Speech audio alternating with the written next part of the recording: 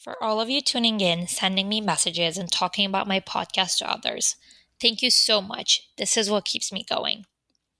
Now I need your help. If you've been listening to this podcast, if you liked it so far, I'd love if you could book 15 to 20 minutes with me down on the Calendly link in the episode description. Of course, you'd be compensated for your time with a $10 gift card of your choice. I want to get to know you better as my audience and as a podcast listener, what you've been liking, what you want to know, roadblocks when it comes to persuading people or accelerating in your career, and just what you'd like me to produce more of. My goal is to ultimately make this podcast more valuable and entertaining to you. If that sounds like you, please book that time with me below on the Calendly link. The link is in the episode description. I look forward to meeting you. Now, without further ado, let's start talking about some negotiation. Hello, hola, ni hao, salud, namaste everyone, wherever in the world you're listening to this, and welcome to 100 Sum Game, a podcast where we discuss negotiation, persuasion, and influence. Join me as I interview master negotiators from a new industry each episode and get inspired to get the best outcome for yourself while creating value for your counterpart. My name is Adele. I'm a recent economics and psychology grad with experience in finance and marketing, and I'm fascinated by the power of negotiation to change your life and career. Whether you're an early or seasoned professional looking to accelerate your career, negotiate your value, and tactfully handle conflicts, or simply a curious individual aiming to level up your soft skills, leave your shoes and missed opportunities at the door, and let's get started. Yes, I did it. I brought the ex-police officer, criminal investigations detective, hostage negotiator, crisis intervention teacher, current author of 2 books, and a negotiation coach at Black Swan Group, Sandy Hein, to 100 Sum Game podcast to chat about the forensics game. Honestly, I couldn't have imagined anyone better to have on my podcast for this episode. Sandy, Awesome. Welcome. Tuning in Thank all the way you. from Manassas, Virginia. What an Yes. honor.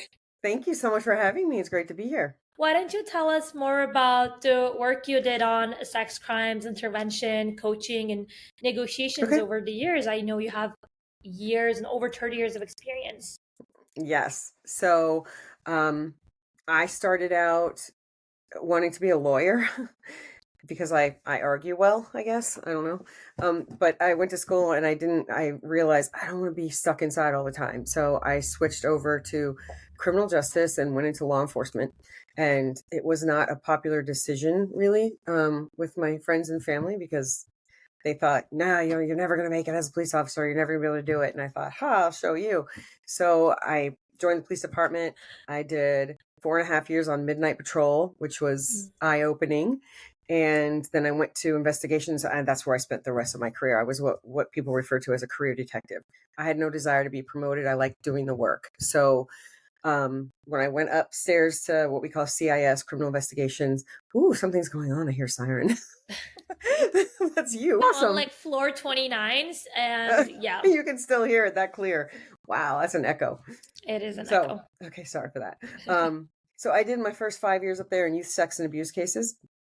And then I got pregnant with my youngest daughter, and I said, I can't do these cases right now. It's just a little too emotional for me. So I went to commercial burglary for 3 years, which was not fun because people don't care about their businesses. They have insurance. And so it's not personal, and it just wasn't fun. So then the adult sex crimes position came open and I transferred there.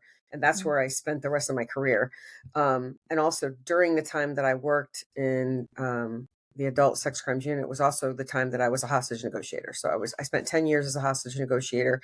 It's what we call an ancillary duty. So I was a sex crimes detective as my main duty. And then I basically was a hostage negotiator whenever something happened in the city where they needed us and they called us in. So I got to do both. That was probably my favorite part of my career, was being on our team because it was like having another family. We were really, really close, and the camaraderie was amazing. And it's probably what I miss most about no longer being on the job is not being with that core group of people that I spent so much time with. But I injured myself, and so I got put off because I couldn't do the job. I messed my knee up really bad, and so I could no longer do the job. So they did what they call here in the States. They retired me on a workman's comp thing. Basically, I'm injured, can't do the job anymore, so they put me out. And so then I sat around for a couple of years. I worked a little bit with Chris and Derek and Brandon at the Black Swan Group, and we were doing a lot of stuff. The company was just really getting going there, and so they had me doing a few things for them, and I was working on research and went and did a couple of events. And then they just didn't have enough work to keep me busy. So I said, okay, you guys, look, I'm in, but you call me when you have enough work for all of us, because right now we're just kind of like, I don't like having idle hands. I like having something to do. So, I actually went and taught criminal justice. I actually created the criminal justice program at the local high school. And so I did that for 6 years. And then Chris and Derek started calling me and saying, we need you now. The business is here. We need you. You got to come back. And I said, well, hold on a minute, because youngest daughter is in college and this teaching job is paying for that. So you got to wait till she graduates. So that was 2020. But then COVID hit. So I ended up going a little bit earlier because, school wasn't happening. And I was an elective class. So the kids didn't really have to do anything in my class. So the way it was set up because of COVID. And so I went and started working with them early and pretty much went full time with them in 2020. And we have been cruising along ever since. I mean, we're busy. We're very busy, and the work is there. And it feels really good that people, they look at the skills, they look at what we do, and they say, wow, okay, I can make that work for me. So we've just grown. Our company has quadrupled in size since I went with them in 2020. So we've got, crazy business. Our schedules are crazy. Absolutely. Wow. Which you might know from trying to get me scheduled here. Exactly. But our schedules are nuts. So following up.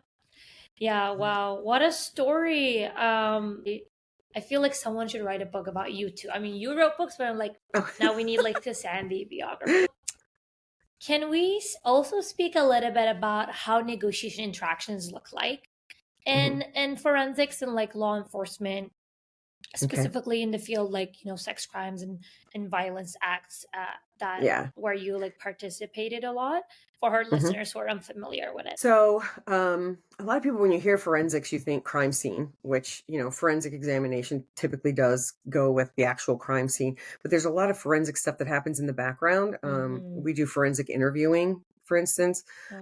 It's very specific interview techniques that you use that are kind of like working a crime scene, but the person's mind is kind of the crime scene, for lack of a better way to put this, so that it makes sense. When you walk onto a crime scene, you look around and you see what's happening and you gather information with your eyes. And then you kind of break it down and go piece by piece by piece by piece the whole way through. And so when you're doing an interview with someone, it's really the same kind of thing. You get an overall lay of what's happening, and then you kind of gather information with your eyes and your ears. Really, you're paying attention to their body language, their vocal pitch. You're paying attention to their tone of voice and whether it gets, faster, slower, higher, or lower. And that indicates different things. And you have to pay attention to that and follow it. And it's kind of like following the evidence in any case that you work. You're following the little breadcrumbs that people are giving you from the conversation that you're having. So your mind has to be kind of open to be able to listen, because that's the biggest thing people don't do in negotiation, is they don't listen well enough. And that's why they're not successful most of the time, is because they miss things, because their ears are either turned off or they have what we call happy ears, and they think they're hearing what they want to hear. So they don't concentrate on anything else. And that's a problem. When you're looking at using negotiation skills in law enforcement, the biggest thing that you have to concentrate on is your listening game. Because if you're not listening, you can't, first of all, you can't use our skills, because they're predicated on you listening to the other side, because it's basically where you're going and what you're doing is based on the information that you're receiving from them. So you have to be able to take in what they're saying, process it very quickly, and figure out what direction to go in all at the same time. And practice with using the skills and really practicing your listening game to be able to be successful at it. So it's not something you can pick up and I'm going to do this and then you're there overnight. It does take some time to get really comfortable and pay attention to the other side, because as human beings, we concentrate on ourselves all the time. We're very self-centered, and we're inbred with this natural survivor instinct. And so survival involves taking care of yourself. So you have to go against that grain and focus on the other side and let anything that you're thinking about or feeling or whatever kind of go out the window and focus completely on the other side. And that's when you're going to have your best interaction. That's when you're going to uncover the most information, is when you're focused solely on them and take your stuff out of it. Yeah. So what I'm understanding is your unique approach is, I think, heavily concentrated on listening. Yes. Again, like hyper focusing on the other side. What are some of like the negotiation tactics that you used throughout your career that were really effective at your job?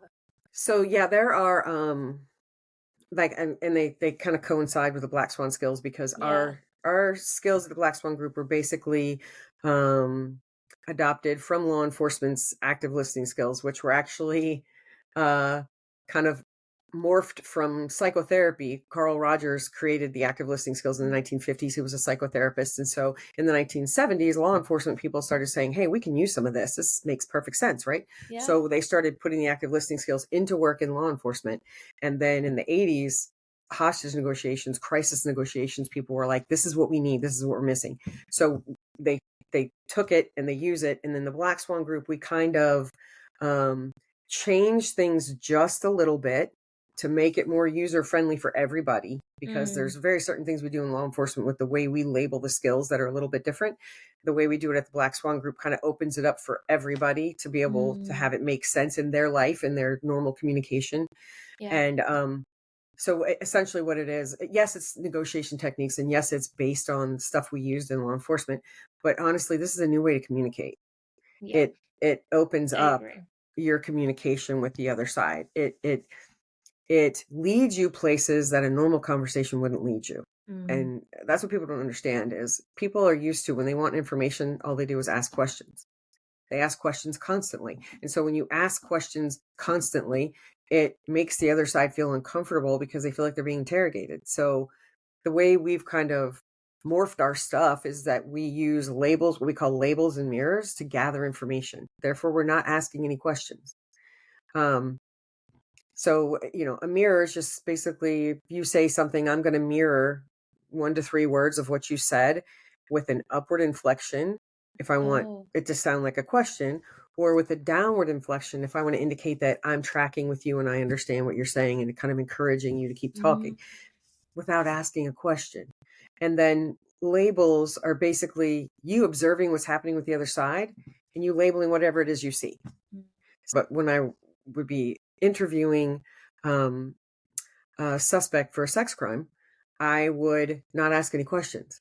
I would use mirrors and labels. And so then I would say something like, so it seems like you have a reason for being where you were last night. Because if they don't want to tell me that they had anything to do with it, I don't ask a question about where were you last night. I come up with a different way to ask it, because when you say, where were you last night? They get defensive right away because the police are asking them, where were you last night? Which automatically indicates, I think you did something wrong. So they get defensive. So in order to avoid that, you just don't ask the question. You use a label instead. Seems like you were hanging out at this club last night. Yeah, they do. Well, when you ask somebody a specific question where they have to formulate thought in their head, it hits on one side of the brain. When you use a label, it bypasses that filter and it just puts the idea in their head that this is what you're talking about. And so then when they start responding to you, they do it in what we call like a stream of conscious kind of way.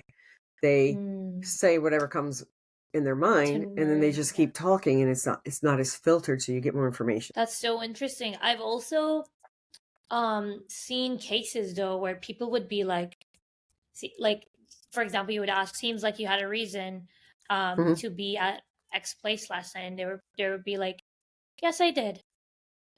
Some of those more seasoned either criminals or so, a criminal who also happens to be seasoned a negotiator. Yep. What do we do in those cases? So you did. So you were. And you keep on that. You just keep. The thing is, this is what's hard for people, because when you're thinking about being a hostage negotiator and you're talking with someone on the inside who's either barricaded themselves or barricaded themselves with hostages, and you have to influence them. You have to influence them to do what you want them to do, which is let the hostages go and come out. And in whatever order they want to do that, that's fine. If they want to just come out, that's great. They want to let the hostages go first, great. Whatever they want to do is fine. But they're going to hang up on you, and they're going to keep hanging up on you because they're trying to sever that contact. You just have to keep pushing it. So the first thing you learn when you become a hostage negotiator is you call in and you say, hi, this is Sandy. I'm with the police department. Can you basically help me understand how we got here today? And they're going to go, screw you or whatever, probably not that nicely, and hang up on you. And so, boom, you call right back. As soon as they hang up, you call right back. There's no, unless they specifically ask for a break and you're going to take a break, you're on them the whole time. Wow. So resilience you have to and be. persistence. Yeah. Yes, persistence is key, because eventually they're going to get mad at you and they're going to attack you, and you know that. But full-on attacks only last for 30 to 45 seconds, as long as you don't feed them. Yeah. So they want to yell at me all you want. I'm just going to listen, and I'm going to take it. I'm going to listen. I'm going to take it, and I'm going to label whatever it is you're saying. It seems like me calling you repeatedly is getting on your nerves. Yeah, it's getting on my nerves, blah, blah, blah, blah, blah. And then you air all that out. And so then it seems like you would like for me to call you less often. Yeah, I don't want you to call me at all unless you can fix something for me. Fix something. And then they go into get a car for me or like whatever. Yeah, exactly. Like in the scenario that we do. Yeah. So, you just have to, for one thing, you can't think so much. Yeah. You have to just respond in the calmest manner you can manage. Yeah. Based on what they're telling you. Yes. You guide the conversation by letting them talk. Because I'm going to tell you right now, people think they're in control of a conversation when they're talking. They're not. They're giving all the information away. You're in control of the conversation when you're the one listening and getting all the information.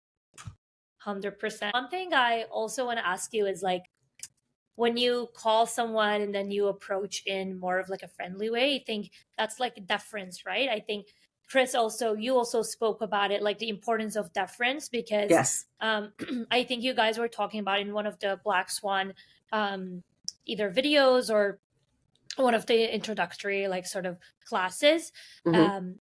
Motivations of a businessman or a terrorist are the same, right? Like they have the same emotions, and deference, everybody wants to actually like be seen as a power figure or like be respected. Right. How do we show deference to like a criminal or to a terrorist by still being genuine and authentic? It's easier than it sounds, because the way you just ask, it's like, oh my gosh, that's monumental. It's really not. Everyone in the world wants to be heard and understood. That's the two things everybody wants more than anything else in the world. They want someone to listen to them, and they want someone to demonstrate that they understand them. Yeah. That doesn't mean you have to agree with them, or that you have to like them, or that you even have to be nice to them. It just means that you have to demonstrate that you understand what they're saying or doing. So when you bypass the whole, and that's the genuine part, because you don't like everybody. You're not going to get along with everybody. You're not going to care about everybody. But people will feel that from you if you make any kind of an attempt to understand them and listen to them. And that's how you show the most deference, is you tune into them. You make the conversation about them. You let them have the spotlight. You let them do as much talking as they want to do. And you listen and dial into what they're saying, so that when they stop talking, you can summarize everything they just said, and they feel so understood that they have what we call that oxytocin bonding moment. Because when someone feels so understood, they have oxytocin release in their brain, and they bond to you. They feel connected to you because you get them so much. And that's what we're looking for. And you can get that with anybody. You don't have to like them or understand them or have anything in common with them. I mean, I don't have anything in common with these people that committed sexual assaults, but I got confessions a lot of the time because of using this method. Wow. This also makes me think of the tactical empathy method. Can you tell us a little bit about what that is and how we can apply that? Is it true like using like mirrors and labels and true like showing deference? Yes. Yeah. So tactical empathy it's basically empathy. We call it tactical because it's the way we use it. It's extremely calibrated. It's done on purpose because it's what works. So that's why we call it tactical. Right. People get caught up with that word tactical. They think, aggression and the ninja suits and the long guns. I mean, here, tactical, that's what they think. But really, tactical is just us being calibrated and using this in a very purposeful manner to influence the inside to do what we want. So when you start to understand what empathy is, empathy is that understanding that people want to feel. Empathy is us recognizing what's happening with them and actually vocalizing it. And that involves using your intuition, and that throws people off sometimes, because you figure out things and things when you're sitting there having a conversation with someone. You feel things that you don't say. And when you don't say them, they don't feel fully understood, because a lot of times when you're having a conversation with someone, your intuition will tell you something about them that they might not even know about themselves.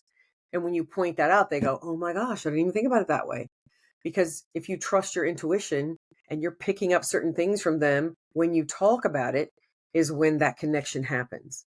And so with empathy, that's huge, because when you demonstrate that understanding well enough that people feel that connection, it ups the game a little bit as far as your ability to influence the other side. Because when people feel very heard and understood by you, they'll do almost anything you want, because it feels so good.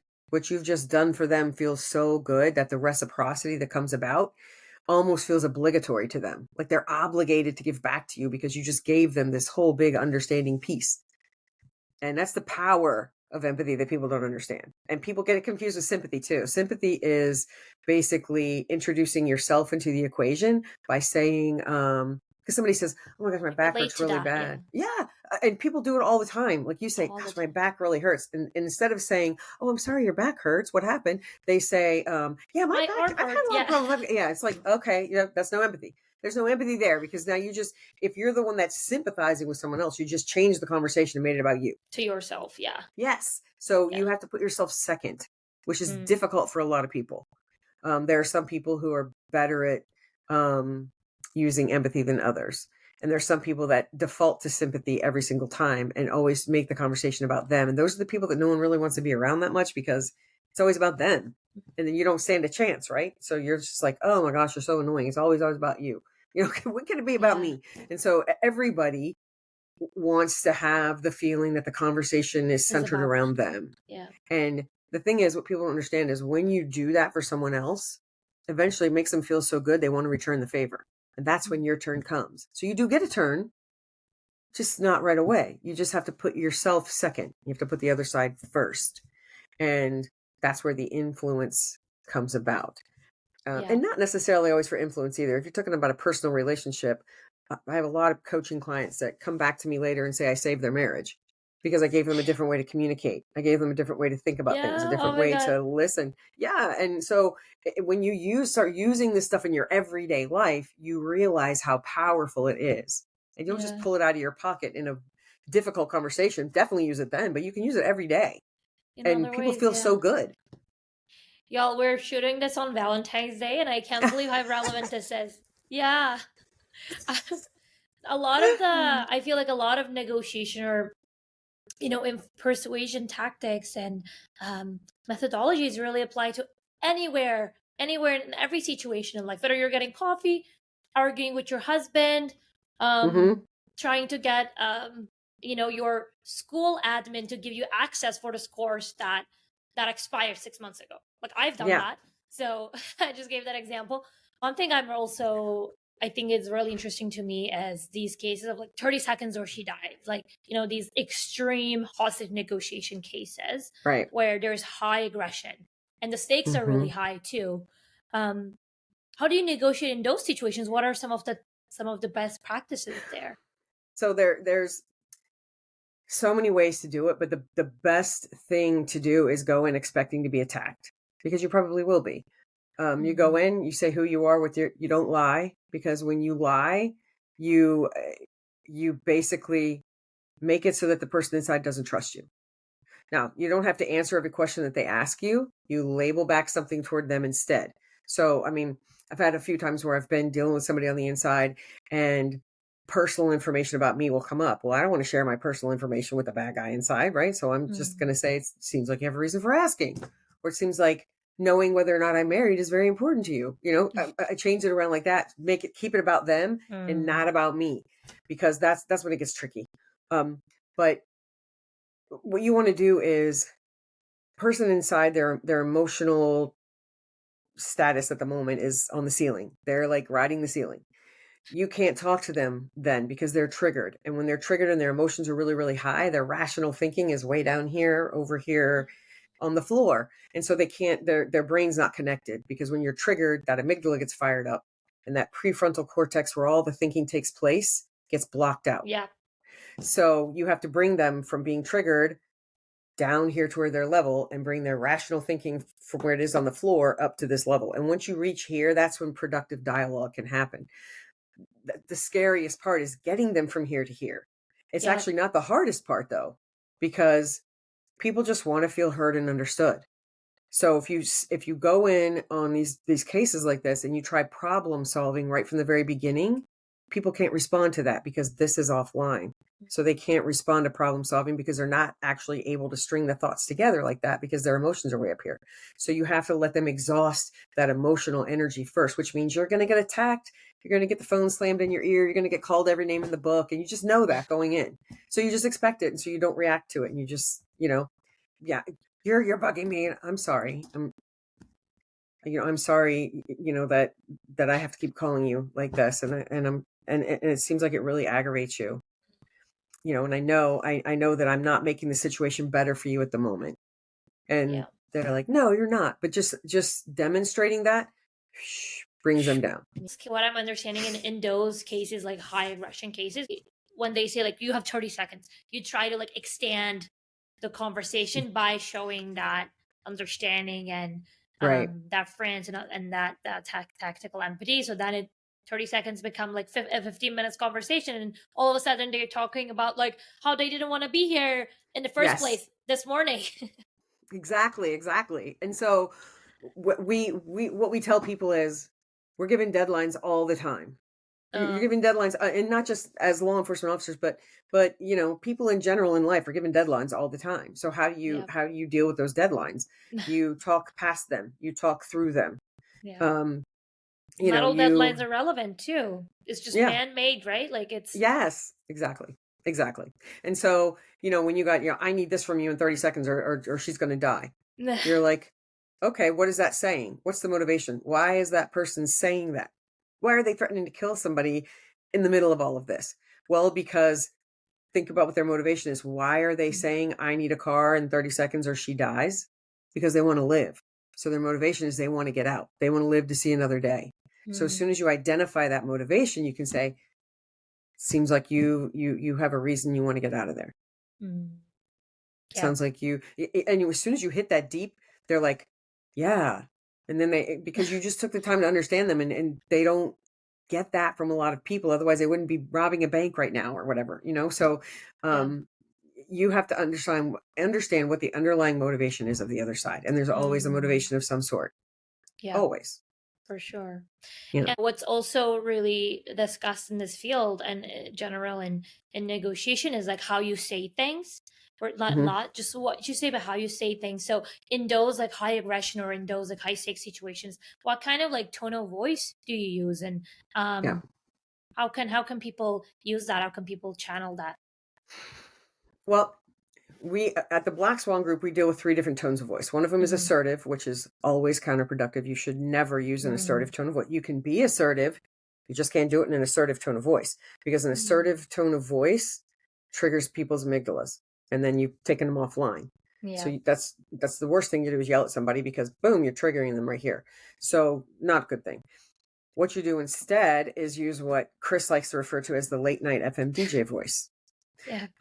Which, kind of shows our age at the Black Swan group, because I don't think they even have late night FM DJs anymore. I don't even know. I have no idea. I go to bed too early. I guess I don't know if they're late night FM DJs, but they come on and they have that nice, low, slow, relaxing voice. And, that's how you do they have bedtime stories on YouTube, like for adults. Really? I did not know that. And they use the late night FM DJ voice there. There That you downward go. deflecting voice that Yes. slows your brain down. Yep. And you're ready to go Low to and sleep. slow. And when Low you and do that, you slow. can bring someone from way up here to a rational thinking level by slowing everything down. So you Right. talk slower, you lower your tone of voice, you enunciate every word very clearly, and it makes them focus in on you.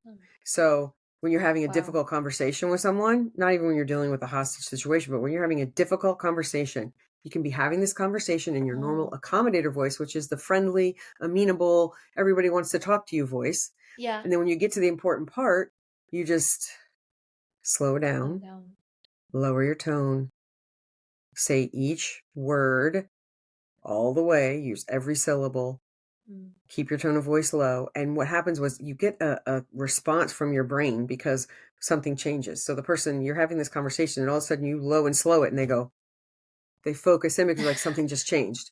And then they're really focused. So when you're saying, this works with the people listening to this probably don't have kids, but if you do, this works with kids. This works with teenagers. This works because what happens is they recognize this voice. And then when it changes, they go, because it draws them in. So when you're saying what you really want someone to pay attention to, that's when you slow things down and lower your tone, because then they focus in because they know something just happened. So this must be important.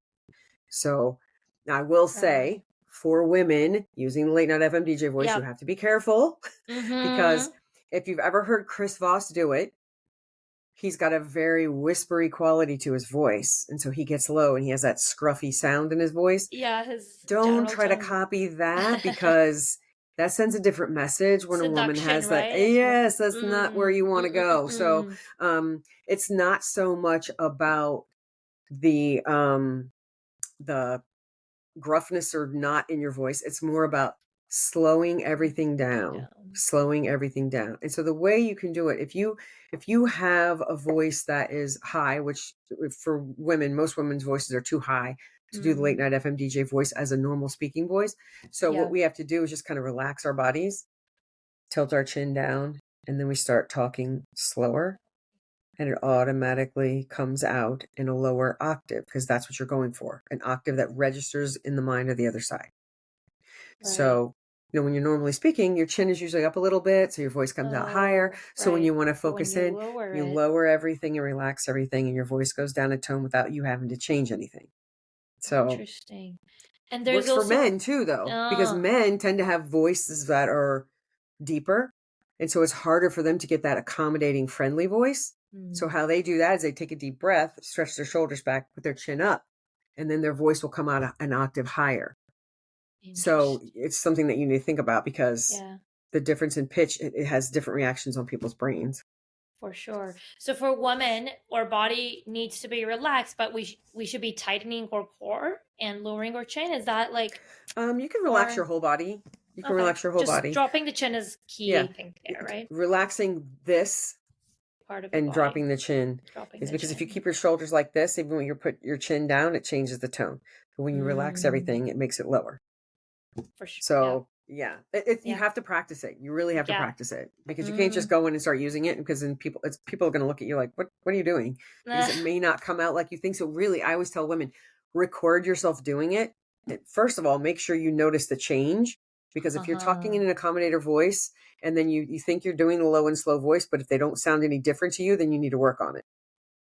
Yeah. It takes practice. It takes practice. I think in all of these, different tactics that we spoke, whether it's like, showing deference, showing tactical empathy, mirroring labels, all of that, you just have to practice in, I think, maybe low stakes situations or with your friends or in front of the camera. And then everything gets better with practice in this world. Your grocery store. Cashiers at grocery stores are treated crappy by most people. And if you go to them and you say, gosh, you guys are really busy today, they go, oh my gosh, yes. And you think, gosh, it seems like you're not even going to get a break. And they're like, yeah, no, and they just start talking. I've learned the entire life stories of cashiers before because no one talks to them. Oh my God. I've actually, this is so funny. I did that when I was at a nail salon with my nail artist. And then all of a sudden she starts speaking about like, her ex-boyfriend, he was on the streets when they met. And then, like she's still in love with him. And then like he has a car now, etc. And I was like, and my cousin sitting right beside me, And the opposite, she's the one talking about her love life to the nail artist. And on the other side of the table, the nail artist is speaking to me. And my cousin is like, what just happened? The last thing I heard was like, I heard your nail artist saying, gosh, I think I'm still in love with him. Like something like that. And I was like, what the hell did you just have with the nail artist? Yeah. But I was like, you know what? I'm just gonna try like a low stake situation. I'm like I'm sitting there for an hour. Anyways, I don't want to look at my phone. I want to do something useful for myself. Like, Exactly. you know what I mean? So I'll just practice. That's some of these great. skills. And what you've done is, if you go back to that place, yeah, she will remember you, and you will be like her favorite customer. You know because... what? She actually gave me me and my cousin like a hand cream, like a free hand cream, a bottle of hand cream. Yep, because people will do anything for you if they have the ability and they like you. And the reason people like you is because you're likable. And part of being likable is letting other people talk and letting them feel heard. And people will do almost anything for you if they feel good after the interaction. I love this.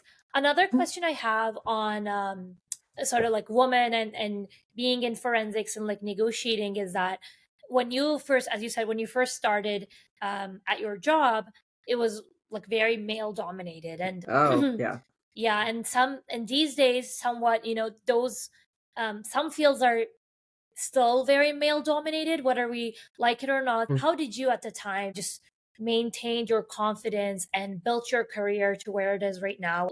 Yes, absolutely. I'm just going to say the first few years were really, really difficult. On my shift alone, there were about 30 to 35 officers and only 5 of us were female. So odds not in my favor. And when you're in a male dominated profession like that, your male officers that you go on calls with need to know that you're willing to fight for them if they need you to. And so it's not about whether or not they're successful in the fight. It's about whether or not you attempted to do it. So you can't just go and say, well, I don't know how to fight. I'm a woman. I don't know how to fight. No, jump in there and try to make a difference. And that's what earns you a lot of respect, because it's like, why are you in this job? Because you know there's a potential for some kind of physical violence. You have to be ready for that. So you should be willing to jump in there and fight. And if you're not willing to jump in there and fight, maybe it's not the job for you. And so I think the first few times I got into scuffles with people and the male officers that were there on my group, they were like, okay, this is the deal. She's willing to jump in. Heck yeah, I'm willing to jump in. I'm probably going to get my ass kicked, but I'm not going to stand there and not do anything. I'm going to do what I can. And so just like using our skills, the attempt at you doing things means more than whether or not you're successful. You have to be willing to put yourself out on the line. And if you're not, then you lose respect. Yes, perception is everything. And the perception of the other side is their reality. So you come up against some stuff. Being in law enforcement, I had times when it was me and a female officer that actually got transferred over from the other shift because we didn't have enough field training officers on the midnight shift. So she came over and they put her on my group because the person she was training was going to end up being on my group, and he was a male officer. So she was his FTO. So we got sent to a call. The way we do it in the jurisdiction I was in is you have one officer in each car. So you go in by yourself. And then when you have a tough call, they send somebody else with you in a different car. Yeah. So what happens is when you're training someone, the field training officer and the rookie officer ride in the same car. So those two and me got sent. It was what we call the primary. It was my call. It was my beat. It was my area I'm supposed to handle. So we show up on the call, and the female officer with her rookie officer get out. We go to the door. The guy opens the door. He was former military. He would not even talk to me. I kept trying to address, because it was my call. I was supposed to handle it. And he just kept looking at the new recruit officer who literally had been on the street less than a week and didn't even know what he was doing. And he just kept going to him. And the rookie didn't know what to do. So luckily he said, sir, you need to talk to her. And the guy was mad because it's like, well, aren't you the boss? And he said, no, no, I'm not. You need to talk to her. So he had to make me relevant to that person. Yeah. Because I was not relevant to him. So you have to count on the people around you as a female when you're in a male dominated profession to kind of segue in for you to kind of Yeah, say, get people I'm to vouch sorry, you for got you to, too. Yeah. yes. And most male officers in the profession are really good about doing that because they don't have a Mm. problem with women being there as long as they're women they can respect. Okay, Yeah. you've got the female officer that shows up with her face done like she's ready to go to a photo shoot and Ugh. nails that are, like, Yeah. how are you gonna you get a fight with that nail? That's gonna hurt. Well, how do you Mm. shoot your gun with those fingernails? So I mean, when they see that, it makes them distrustful. So that you have to come in and show that I may not be tough and I'm probably going to get my ass kicked, but I'm going to be right there in the fight with you. I'm right in there. And that's all it takes. And then when they have respect for you and they know that you have confidence, and if you don't, you're faking it anyway, because Yeah. sometimes that's what you have to do, then they're okay with you and they help you out. So believing in yourself and being able to confidently speak about what you're Mm. capable of and what you're not capable of is hugely important. And being Mm. willing to try whatever you need to try to get things done is really important. I have seen, and Derek Gaunt, who also works for the Black Swan Group, he was my team commander. And he did a blog article years ago about who's a better negotiator, women or men. And he said, out of his entire team, the 3 people he would go to if the world was absolutely falling apart and he needed to have a negotiator, all 3 of those go-to people for him were females.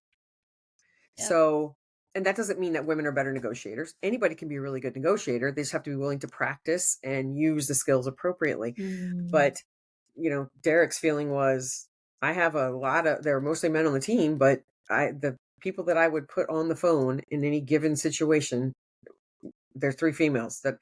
So Right. women, women, I think because of the nature of where we've come from and how doors have been slammed in our face, especially male dominated professions, Yep. we are more willing to practice the skills without fear. We're more willing to 100%. throw caution to the wind and use the skills because it's not going to hurt us either way, because there's already opinions out there about us and we don't care. We're just trying to make ourselves better. For Yeah. men, if they try something like that, because it comes across as touchy feely, they feel like it's going to make them look a certain way, so they're less likely to go out on a limb and just start using the skills. Whereas women will, without fear, will say, "Heck yeah, I'll try that," and they'll just do Yeah. it. Mm-hmm. I love that. I love this like little woman empowerment talk we had here too, because I think we don't talk about it enough, especially this niche topic of women in male dominated fields. So Yeah, thanks for sharing all of that. That was certainly. so amazing. Before we close this episode, I want to ask you a final question. This one Okay. is on impressions. Okay. So the reason that I'm asking this is because, at Black Swan, you and your colleagues always say last impression is the lasting impression. But Right. but some people say like, no, first impressions are so important, especially people who are trying to interview for a job or starting their new job or meeting Hmm. someone romantically. They're like, you don't get a second chance in doing a first impression. Right. So what's the truth here? Like, what is the deal here? Why is that the case? Is first impressions important? Even Yeah. like, yeah. Yeah. First impressions are important. First impressions set the tone. Mm. So if you start talking to someone and your tone of voice is off, that interaction is not going to go well. So that first impression Yeah. ruins you. You can salvage that though by getting back on track. So people remember 2 things about an interaction with you. They remember the either most emotional or impactful moment that spoke to them, and they remember the way you leave the conversation, the way you leave them feeling at the end. Mm. Now, so first impressions are important because your tone of voice is the first thing someone really notices about you.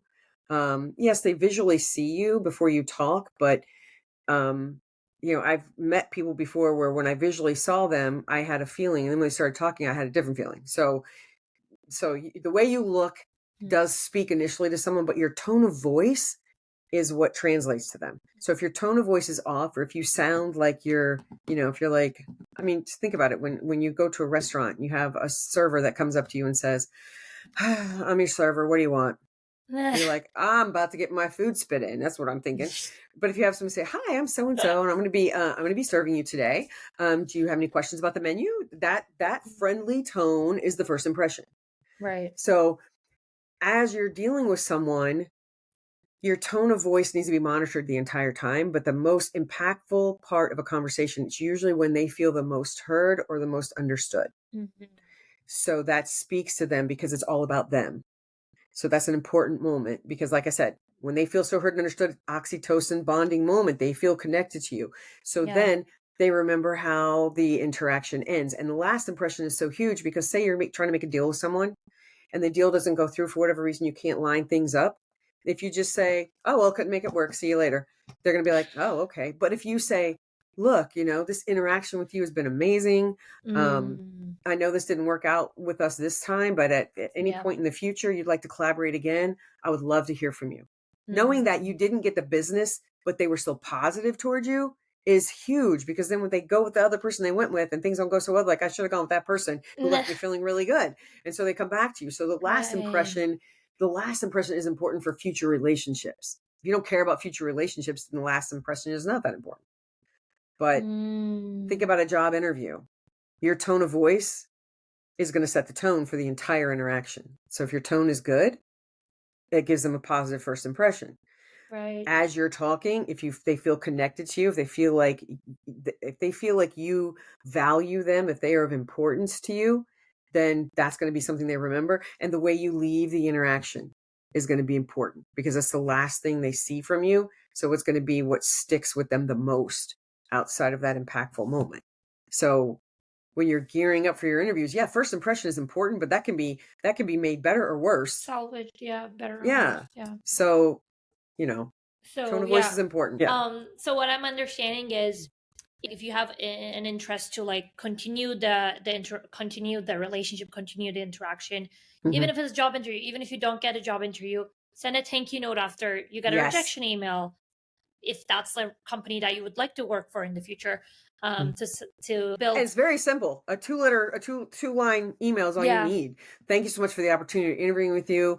It's definitely, one of the highlights for me. If at any point in the future you have a need for someone with my skill set, I'd love to hear from you. Yeah. Thank you. End of story. Because it's like, wow, look at that. Didn't get the job, but wasn't like, hey, screw you for not hiring me. It was like, hey, thank you for the opportunity. And if you have an opening again that you think would fit my skill set, please reach out. I'd love to hear from you. 100%. It makes a difference. It does. Oh, that also cleared things up for me too, because I was also thinking about it wonder which one I should pay more attention to, but both. I mean, that's the answer, but if especially if you're looking to get more out of the conversation, definitely the last impression is important. Yep. It is important. Sandy, thanks for coming on my podcast. This was so good. I loved meeting you. Loved speaking with you. What an engaging conversation. You're an awesome guest. Thank you. I'm happy to be here. It was good to meet you and good to be able to talk to you.